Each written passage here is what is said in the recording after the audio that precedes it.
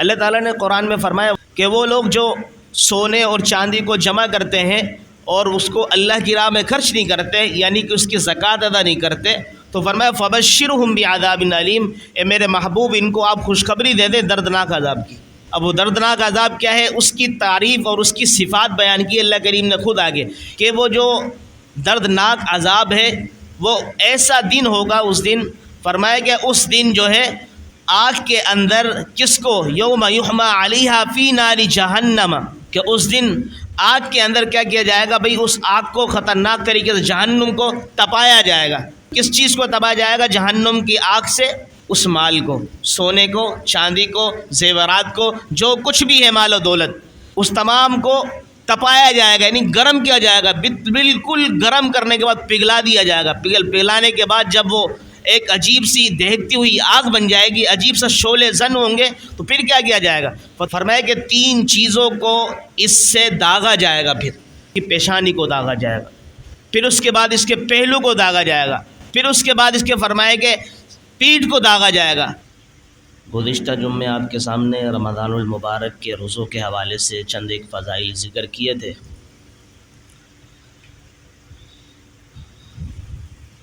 اب دوسرا ایک موضوع ہے کہ جس موضوع کو ہمارے ہاں مسلمانوں میں بالخصوص ملک پاکستان کے شہر کراچی کے اندر رمضان کے اندر بہت زیادہ اس فریضے کو فروغ دیا جاتا ہے، اس کو مشہور کیا جاتا ہے، وہ ہے زکوٰۃ کا مسئلہ۔ سب سے پہلے تو بنیادی مسئلہ یہ سمجھیں کہ زکوٰۃ جو ہے صرف رمضان کے اندر فرض نہیں ہوتی۔ اس کا جو مہینہ رمضان کا نہیں ہے کہ رمضان سے رمضان فرض ہوتی ہے، بلکہ یہ اسی طرح ہے۔ اس کی مثال دے کے سمجھاتا ہوں، جیسے فجر کی نماز کا وقت جیسے ہی داخل ہو گیا تو آپ نے ادا کرنا ہے، اس میں تاخیر نہیں کرنی۔ اگر تاخیر کریں گے تو آپ کی نماز فوت ہو جائے گی، پھر آپ کو قضا کرنی پڑے گی، لہٰذا اس کی ادائیگی اس طرح نہیں ہو سکتی۔ اسی طریقے سے آپ دیکھیں ظہر کی نماز ہے، ظہر کی جیسے ہی وقت داخل ہو گیا آپ نے نماز ادا کرنی ہے۔ اگر ظہر کا وقت ختم ہو گیا پھر اگر آپ نماز ظہر ادا کریں گے تو وہ ادا نہیں کہلائے گی، قضا کہلائے گی۔ اسی طریقے سے جب زکوٰۃ کا وقت داخل ہو جائے، یعنی پورا سال گزر جائے آپ کے مال پر اور آپ صاحب نصاب ہو، تو پھر جیسے ہی وقت داخل ہو گیا، وہ رمضان سے پہلے شعبان میں ہو گیا تو آپ پر زکوٰۃ فرض ہو چکی ہے۔ اسی طریقے سے فرمائے کہ شعبان سے بھی پہلے رجب میں ہو گیا تو آپ پر زکوٰۃ فرض ہو چکی ہے، لہٰذا آپ جتنی اس میں تاخیر کریں گے تو گناہ کی طرف جائیں گے، آپ اس کے ثواب کے اندر کمی کی طرف اپنے آپ کو لے جانے والے شامل ہوں گے،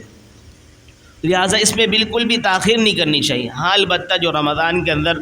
عموماً میں نے کافی ہمارے حضرات ساتھی آتے ہیں پوچھتے ہیں، تو ان سے میں نے پوچھا کہ آپ کا کیا رمضان سے رمضان ہے؟ انہوں نے کہا نہیں امام صاحب رمضان سے رمضان نہیں، بلکہ یہ ہے ہمارا کہ رمضان کے بعد سال مکمل ہوتا ہے ہمارا۔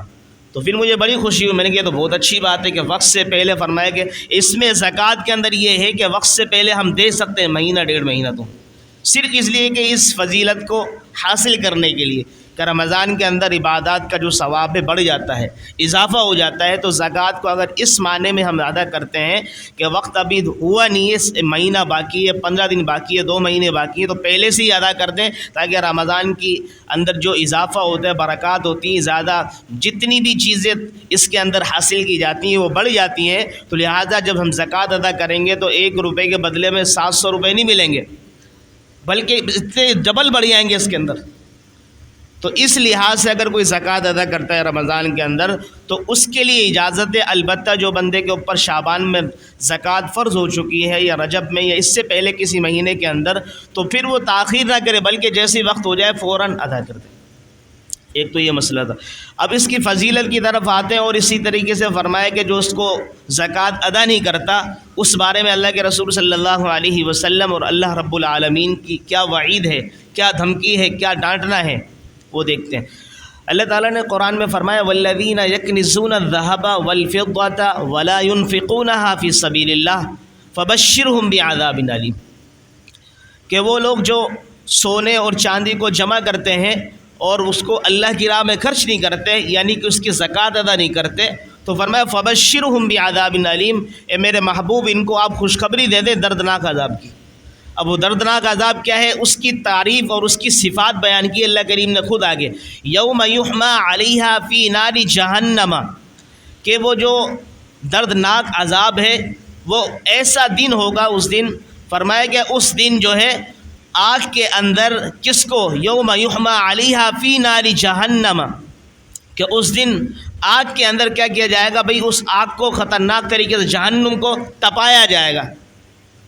یوم یحمیٰ علیہا فی نار جہنم، کس چیز کو تپایا جائے گا، جہنم کی آگ سے اس مال کو، سونے کو، چاندی کو، زیورات کو، جو کچھ بھی ہے مال و دولت، اس تمام کو تپایا جائے گا، یعنی گرم کیا جائے گا، بالکل گرم کرنے کے بعد پگھلا دیا جائے گا۔ پگھلانے کے بعد جب وہ ایک عجیب سی دہکتی ہوئی آگ بن جائے گی، عجیب سا شعلے زن ہوں گے، تو پھر کیا کیا جائے گا، فَتُقْوَى بِهَا جِبَاهُهُمْ وَجُنُوبُهُمْ وَظُهُورُهُمْ،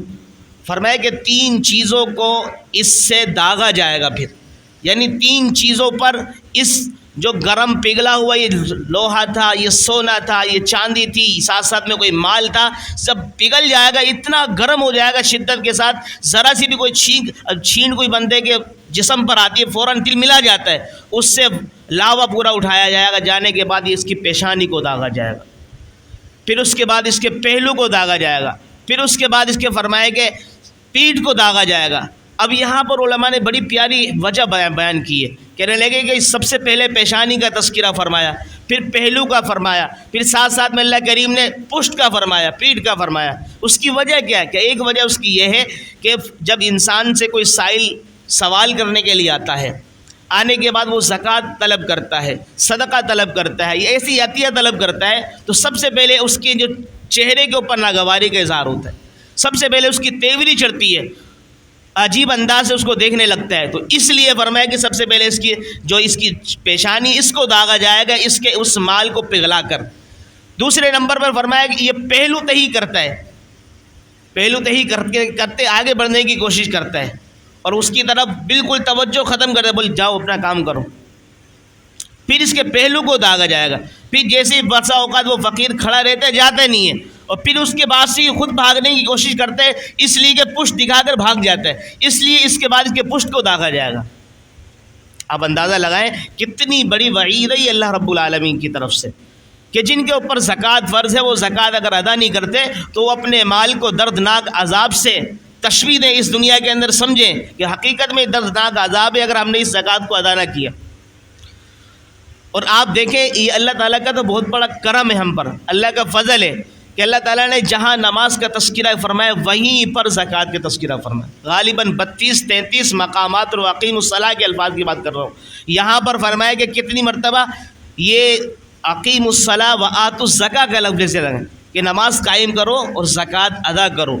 آپ جیسے آپ کے سامنے شروع کی جو قرآن عظیم کی آیات ہیں سورہ بقرہ کی ابتدائی، ان کے اندر بھی اللہ کریم نے اس کا تذکرہ فرمایا، الف لام میم ذالک الکتاب لا ریب فیہ ھدی للمتقین الذین یؤمنون بالغیب ویقیمون الصلاۃ ومما رزقناہم ینفقون، کہ متقین وہ ہیں کہ جو البندے کے اللہ پر اور اللہ تعالیٰ کی جتنی بھی چیزیں ان پر ایمان رکھتے ہیں اور نماز کو ادا کرتے ہیں، اور جو ہم نے ان کو عطا کیا اس میں سے اللہ کی راہ کے اندر خرچ کرتے ہیں۔ تو یہ خرچ کرنا بھی زکوٰۃ کے اوپر دلالت کرتا ہے، تو لہٰذا اپنے مال کی زکوٰۃ ہمیں نکالنی چاہیے۔ ایک روایت میں اللہ کے حبیب صلی اللہ علیہ وسلم نے ارشاد فرمایا کہ جس بندے کے پاس جانور ہوں، کچھ بھی ہو، یعنی کہ اونٹ ہو، بکریاں ہوں، گائے ہوں، بھینس ہو، کوئی بھی ہو، پھر اس کے اوپر زکوٰۃ فرض ہو جائے، سال بھر کے اندر بھی وہ زکوٰۃ نہیں نکالتا، کل قیامت کے روز اس کی یہ جانور کمزور جتنے بھی ہوں گے ان کو موٹا فربہ کروایا جائے گا، بالکل موٹا تازہ کر دیا جائے گا، کرنے کے بعد اس شخص کو یہ اپنے کھروں کے ذریعے سے اور اپنے سینگوں کے ذریعے سے اتنا ماریں گے اس کو زخمی کر دیں گے، اور اسی حالت میں لا يموت فیہا ولا یحییٰ والی کنڈیشن ہوگی، نہ اس کو موت آئے گی نہ اس کو زندگی ملے گی، بس یہ تل ملاتا رہے گا وہاں پر۔ پھر کہا کہ جانور اگر مارتے مارتے وہ خود مر گئے، پھر دوسرے جانوروں کو لایا جائے گا، وہ اسی طرح کرتے رہیں گے۔ ایک دوسری روایت کے اندر اللہ کے حبیب صلی اللہ علیہ وسلم نے ارشاد فرمایا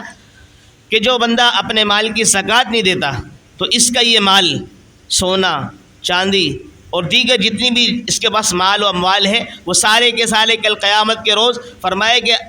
بالکل گنجا سانپ بنا دیا جائے گا. گنجا سانپ بنانے کے بعد اس کے مال کو اس کے گلے کا توق بنایا جائے گا. آپ اندازہ لگائیں, سامنے سے بہت دور سے صرف ہمیں نظر آ رہا ہو, سانپ کا بچہ نظر آئے, ہم فوراً تلملا اٹھتے ہیں, بھاگنے لگتے ہیں وہاں سے. اب اس اتنے بڑے سانپ اور اژدہا اور خطرناک, فرمایا کہ جو گنجا پن ہوتا ہے سانپ کے اندر وہ کچھ شدت والا ہوتا ہے. اس لیے اللہ کے حبیب صلی اللہ علیہ وسلم نے تشبیہ گنجے سانپ سے دی ہے کہ گنجا سانپ بنایا جائے گا اس کے پورے مال کو, جس کے اندر سے یہ زکوٰۃ نہیں نکالتا تھا. پھر فرمایا کہ اس کے گلے کے اندر اس کو توق بنا کے ڈال دیا جائے گا. تو اتنا بڑا سمجھے اللہ رب العالمین کے حبیب کی طرف سے یہ ڈانٹنا ہے, ایک دھمکی ہے کہ مسلمانوں سمجھنا تم پر کچھ بھی نہیں ہے. اللہ تعالیٰ چاہتے تو یہ فرما سکتے تھے کہ میرا مال ہے سارا میری راہ میں خرچ کر دو, نہیں فرمایا. اللہ یہ بھی فرما سکتے تھے میرا مال ہے اس میں سے آدھا خرچ کر دو, یہ بھی نہیں فرمایا. اللہ یہ بھی فرما سکتے تھے کہ میرا مال ہے اس میں سے یہ کرو 75% اپنے پاس رکھو, 25% میرے راہ میں خرچ کرو, یہ بھی نہیں فرمایا. نہیں کہ بھائی میرا مال ہے میں نے ہی دیا ہے, لیکن بندوں میں تم پر بڑا مہربان ہوں, بہت رحم کرنے والا ہوں, بہت فضل کرنے والا ہوں, بہت کرم کرنے والا ہوں. فرمایا کہ تم صرف 100 میں سے 2.5 روپے نکالنا, بس 40%. سارا مال طلب نہیں کرتا, آدھا مال طلب نہیں کرتا, اور اپنے لیے طلب نہیں کر رہا. تمہارے ہی انسانوں کے اندر سے, تمہارے ہی بھائیوں کے اندر سے, تمہارے ہی افراد اور اجناس کے اندر سے, تمہارے جو غربا ہے فقراء ہے ان کو کم از کم اتنا تو دے دو, تمہیں اللہ نے اتنا دیا ہے. اور اصل بات یہی ہے ہمیں جو قرآن سے ملتی ہے کہ ما عندکم ینفد وما عند اللہ باق, کہ جو تمہارے پاس چیز موجود ہے وہ تو ختم ہو رہی ہے. وما عند اللہ باق, جو تم نے اللہ کے اکاؤنٹ میں جمع کرا دی وہ باقی رہے گی, ہمیشہ ختم ہونے والی نہیں ہے. جو ہم نے اللہ کی راہ میں خرچ کر دیا اپنے مال کو وہ باقی ہو گیا, سمجھ سیو ہو گیا وہ ہمارا مال. جو ہمارے پاس ہے آج ہے کل نہیں ہے, کل ہے پرسوں نہیں ہے. ہو سکتا ہے آج ہم امیر ہو کل غریب بن جائیں, آج ہمارے مال و دولت ہے کل ہم فرمائے کہ فقیر بن جائیں. اس لیے میرے عزیزو یہ اللہ کا دیا ہوا مال ہے, اللہ کا عطا کردہ یہ ہمیں چیزیں ہیں, لہذا ان کی وہ غنیمت جانتے ہوئے اپنے مال کی زکوٰۃ نکالے. زکوٰۃ سے کوئی بھی گریز نہ کرے. ہماری مستورات کے اوپر تقریباً حقیقت 95% مستورات ہمارے گھروں میں ایسی ہے جن پر زکوٰۃ فرض ہوتی ہے اور وہ ادا نہیں کرتی. 2 غلط فہمیاں ان کے نزدیک. وہ سمجھتے ہیں کہ ہمارا جو یہ زیور ہے نا, اس زیور پر کوئی زکوٰۃ نہیں ہے. سوال کیا جاتا ہے کیوں بھائی, کہنے لگے استعمال شدہ چیز ہے نا, استعمال میں آتی, لہٰذا استعمال شدہ چیز ہے تو اس میں کوئی زکوٰۃ نہیں ہے. زیورات جو ہوں چاہے وہ سونا چاندی کچھ بھی ہوں, ان کے اوپر زکوٰۃ فرض ہوتی ہے, استعمال میں ہو تب بھی, رکھے ہوئے ہوں تب بھی. اسی طریقے سے دوسری غلط فہمی یہ ہے, کہتی ہے کہ ہمارے 7.5 تولہ تو نہیں ہے نا سونا, جب نہیں ہے تو ہم کیسے زکوٰۃ نکالیں. اب ان سے سوال کیا جاتا ہے کچھ چاندی بھی, ہاں چاندی بھی 1-2 تولہ پڑے ہیں, نہ چاندی کا نصاب مکمل ہے نہ سونے کا نصاب مکمل ہے. تو ان کو سمجھانا چاہیے دیکھو اگر آپ کے پاس چاندی بھی ہے اور سونا بھی ہے, سونا چاہے آپ کے پاس آدھا تولہ ہو اور چاندی آپ کے پاس 10 تولہ ہو یا 1 تولہ ہو, اگر چاندی نہیں بھی ہو, کیش میں آپ کے پاس 1000 روپے بھی پڑے ہوئے ہوں, تو فرمایا کہ اس کو سونے کو جو چاندی کی طرف, جو چاندی کا نصاب ہے اس طرف کنورٹ کر دیا جائے گا, پھر اس کے مطابق زکوٰۃ نکالی جائے گی. لازمی زکوٰۃ نکلے گی آدھا تولہ کے اندر بھی. آدھا تولے کی قیمت بھائی کیا بن رہی ہے, 1.25 لاکھ بن رہی ہے, غالباً 1.25 لاکھ کے قریب بن رہی ہے. اب 1.25 لاکھ کے اوپر زکوٰۃ فرض ہوتی ہے. جس بندے کے پاس کیش میں یعنی نہ سونا ہے نہ چاندی ہے نہ مال ہے, صرف 1,25,000 روپے پڑے ہوئے اور سال بھر ہو گیا اس کے اوپر رکھے ہوئے, جیسے ہی سال مکمل ہو اس کو زکوٰۃ نکالنا ضروری ہے اس کی. اب بتاؤ مستورات کے بعد 2 تولہ 3 تولہ 4 تولہ سونا نہیں ہوتا, چاندی نہیں ہوتی, لازمی ہوتی ہے تقریباً, اللہ ماشاء اللہ. جن کے پاس ہوتی ہے وہ اکثر نکالتے بھی ہیں. اور ہمارے ہاں تو یہ ہوتا ہے کہ جب زکوٰۃ نکالنے کی باری ہوتی ہے 1-1 روپیہ اس میں نوٹ کرتے ہیں, نہیں زیادہ تو نہیں ہو رہا کہیں. اللہ کے ولی زیادہ ہو جائے تو کوئی مسئلہ نہیں ہے, یہ تو سمجھو ہم اللہ کی راہ میں خرچ کر رہے ہیں نا, اس میں زیادہ نکل جائے تو کوئی مسئلے کی بات نہیں. بڑے فرمائے کہ یہ برکت کی بات ہے, رحمت کی بات ہے کہ اللہ تعالیٰ کا مال تم اللہ کی راہ میں خرچ کر رہے ہو, بالکل ایسے کرو زبردست طریقے سے. لیکن کمی ہو جائے جب ہمیں پریشان ہونا چاہیے کہ یار کہیں کم نہ ہو جائے. اللہ نے اتنا مال دیا ہے, اللہ تعالیٰ تو بے حساب دے رہے اور میں حساب کر کے اللہ کی راہ میں دے رہا ہوں. تو لہٰذا اس طرح اپنے مال کی ہمیں زکوٰۃ نکالنی چاہیے. اس زکوٰۃ سے بالکل گریز نہیں کرنا چاہیے. اگر گریز کریں گے تو خدا کی قسم کل یہی جو ہمارا مال ہوگا ہمارے لیے اژدہا بن کے سامنے کھڑا ہوا ہوگا, ساتھ ساتھ میں اللہ نہ کرے کہ ہمیں دردناک عذاب کے اندر بھگتنا پڑے گا. لہٰذا ان تمام تر عذاب سے, ان تمام تر مصائب سے, ان تمام تر جو پریشانی کے قیامت کے روز دیکھنی پڑے ہمیں, اس سے آج ہی اپنا محاسبہ کریں گے انشاءاللہ. اسی طریقے سے بھائی ہمارا مدرسہ ہے جیسے سرگودا کے اندر ہے, جہاں ہم نے خود پڑھا تھا, الحمدللہ وہاں کے اس زبر مفتی صاحب تشریف نہ لا سکے کسی بنا پر، لیکن ان کا پیغام ضرور آیا کہ بھائی ان کے لیے مدرسے کے لیے جو تعاون ہے وہاں پہ بہت طلبہ اور طالبات زیر تعلیم ہے ماشاءاللہ، اور بہت اچھے انداز کے اندر وہاں پر پڑھائی کی جا رہی ہے، اور بڑے اساتذہ بڑے شوق اور ذوق سے تعلیم دے رہے ہیں، اور ساتھ ساتھ میں فرمائے رہائشی طلبہ ہیں وہاں پر، اور رہائشی اساتذہ ہیں، رہائشی طالبات ہیں، رہائشہ وہاں کی استانیہ ہے، بہت سارے معاملات ہیں وہاں کے، سمجھو کہ کروڑوں کے اندر خرچے وہاں پر، وہاں پر ہے اشد ضرورت۔ ہم اپنے زکوٰۃ کو تو نکالتے ہی ہیں، اب ایسی جگہ پر اگر ہماری زکوٰۃ پہنچ جائے تو نور علی نور ہے۔ ہم نے زکوٰۃ تو فرض ہے وہ ادا کرنی ہی ہے، اگر زکوٰۃ ہم اچھی جگہ چلی جائے، مستحق جگہ پر چلی جائے تو خدا کی قسم اس سے بڑی کوئی چیز نہیں ہے۔ وجہ اس کی یہ کہ جیسے ہم نماز کے لیے آتے ہیں اور نماز ہم پڑھ رہے ہیں کسی مصلی پر جائے نماز پر، اگر وہ ناپاک ہوگا نا تو آپ کی نماز ہوگی؟ بتاؤ بھائی، نہیں ہوگی نا نماز۔ اسی طریقے سے ہمارا مال جو ہے زکوٰۃ کا غیر مستحق تک جائے گا تو فرمایا ہماری زکوٰۃ ادا ہی نہیں ہوگی۔ اس طرح مستحق جو ادارے ہیں ان کو ہم اپنی زکوٰۃ دیں، یہ نہ کریں کہ بیکار میں ہم کسی کی تحقیق نہ کریں، بغیر تحقیق کے کسی کو دے دیں۔ تحقیق سے مراد اتنا زیادہ بھی نہیں گھس رہا ہے، کوئی سید ہے بیچارہ اس کو قریدنے لگ جائے، قریدتے فرمائے کہ اس کی آنکھوں میں آنسو آ جائیں، اس کے جو آنسو ہیں نا اتنے بھاری پڑ جائیں گے ہمارے لیے، ہم اس کا حساب نہیں کر سکتے۔ اتنا دیکھیں گے واقعی آپ کو پتہ چلے۔ اس لیے تو شریعت نے کہا ہے کہ اپنے ان لوگوں کو دیں جن کو آپ جانتے ہو، جن سے آپ کی واقفیت ہے، آپ کو پتہ ہے کہ یار یہ امیر ہے غریب ہے، یہ مستحق ہے غیر مستحق ہے، فوراً ٹھگ سے آپ دے دو گے بغیر پوچھے کہ بھئی آپ یہ زکوٰۃ کے پیسے، یہ بھی بتانے کی ضرورت نہیں پڑے گی۔ اس لیے شریعت نے کہا کہ سب سے پہلے کیا کریں بھئی، اپنے رشتہ داروں کو دیکھیں۔ رشتہ داروں میں سے ہر ایک کو بندے کو پتہ ہوتا ہے کہ کون ہمارا غریب ہے، کون فقیر ہے، کون نارمل ہے، کون اعتدال والا ہے، سب پتہ ہوتا ہے۔ اس کے بعد دوسرے نمبر پہ پڑوسی کا، کہ پڑوسی میں بھی پتہ ہوتے ہیں، ساتھ رہتے ہیں کہ کیسے کھاتا ہے، کیسے پیتا ہے، پہنتا ہے، ساری چیزیں۔ پھر اس میں نہیں، پھر تیسرے نمبر پہ مدارس دینیہ ہے۔ مدارس دینیہ کو دیکھ، وہاں پہ طلبہ زیر تعلیم ہوتے ہیں، آپ کے سامنے معیار ہوتا ہے قرآن و سنت کا، تمام تر حفظ کا، ناظرے کا، قاعدے کا، ساری چیزیں وہاں پائی جاتی ہیں۔ اس کے اندر ڈبل ثواب ملتا ہے، ایک تو زکوٰۃ ادا کرنے کا، دوسرا یہ کہ اشاعت دین کا، یعنی کہ دین کو حاصل کر یہ طلبہ کہیں آگے جائیں گے، ممبر و محراب کی زینت بنیں گے، وہاں پر لوگوں کو اچھائی کی باتیں اور برائی سے روکیں گے۔ آپ اندازہ لگاؤ آپ کا مال اچھی جگہ لگا غلط جگہ پر لگا؟ تو لہٰذا بڑھ چڑھ کر ہمارے دو ساتھی انشاءاللہ نماز کے بعد یہاں پر کھڑے ہوئے ہوں گے، انشاءاللہ ان کے ساتھ تعاون کریں، اور آپ کا یہ مال ہوگا انشاءاللہ آپ کی جگہ پر پہنچایا جائے گا، اور آپ کو اس سے بڑی خوش دلی ہوگی۔ اللہ رب العالمین آپ کے مال کو قبول فرمائے، اور اللہ رب العالمین آپ کو جزائے خیر عطا فرمائے۔ ہمارے کراچی والوں کے اندر تو یہ رجحان بہت اچھا ہے، تقریباً 75%، 100% تو یہاں بھی نہیں کہہ سکتے، 75% یہ کہ الحمدللہ اپنے مال کی زکوٰۃ نکالتے ہیں۔ لیکن آپ چلے جائیں سرحد کی طرف، بلوچستان کی طرف، پنجاب کی طرف، وہاں پر لوگوں میں یقین کرو 100 میں سے 25% نکالنے کا ہوئے بس۔ وہاں مستورات تو اس طرف آتی نہیں ہیں، یہ تو چلو زکوٰۃ دوسرا مسئلہ ہے، قربانی بھی نہیں کرتی ہیں، تو لہٰذا وہاں پہ بہت زیادہ اس کا فقدان پایا جاتا ہے۔ تو ہمارے کراچی کے حضرات اس چیز کو کرتے ہیں، تو لہٰذا ان کی تعریف کرنی بھی چاہیے۔ اور ساتھ ساتھ میں فرمایا کہ ہمارے ہاں اگر کوئی ساتھی ہو سکتے ابھی مجھے زکوٰۃ کے پیسے نہ لے کر آیا ہو،